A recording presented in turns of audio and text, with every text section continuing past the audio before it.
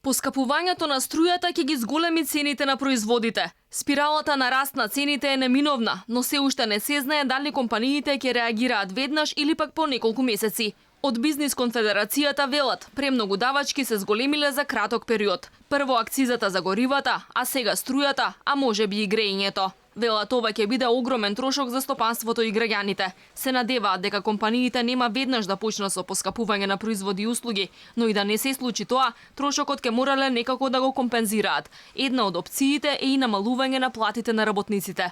Се надевам дека компаниите нема баш да се осмелат директно да ги поскапат производите. Меѓутоа, не знам дали тоа значи дека ќе прикажат намалена економска активност за да компензираат во даночните обврски, потоа да намалат во обврските кон платите и така натаму. Морат компаниите да го вкалкулираат овој трошок некаде, ама јас не би сакал тој трошок да биде врз зголемување на цени на производи и услуги и намалување на платите на вработените. Поскапувањето на струјата дојде во најлош момент во време на корона кризата која ќе предизвика и економска рецесија. Бизнисмените се револтирани. Велат, срамота е трошоците на неколку енергетски компании, од кои најголем дел се државни фирми кои раскалашено трошат да ги покриваат граѓаните и бизнисот кои кубурат со пари и се на работ на екзистенцијата. И на куланската година државните електрани и МЕПСО, како и приватната ЕВН, ја завршија со милионски добивки. Најголемиот проблем е во тоа што само одреден сектор, само одредени компании бидејќи имале големи загуби, па затоа се зголемува се на некој начин се коригира цената на енергијата.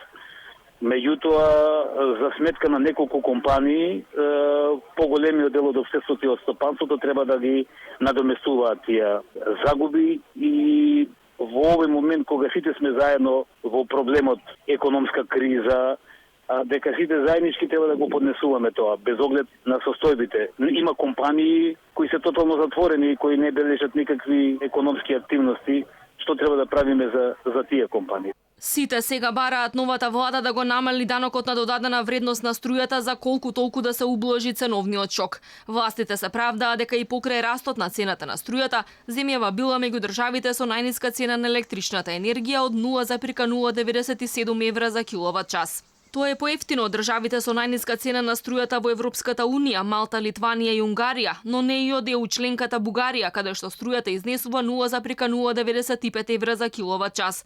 Македонските граѓани плаќаат поскапа струја и од оние во Србија, Косово, Грузија, Турција, Албанија, Босна и Херцеговина, Украина и други земји.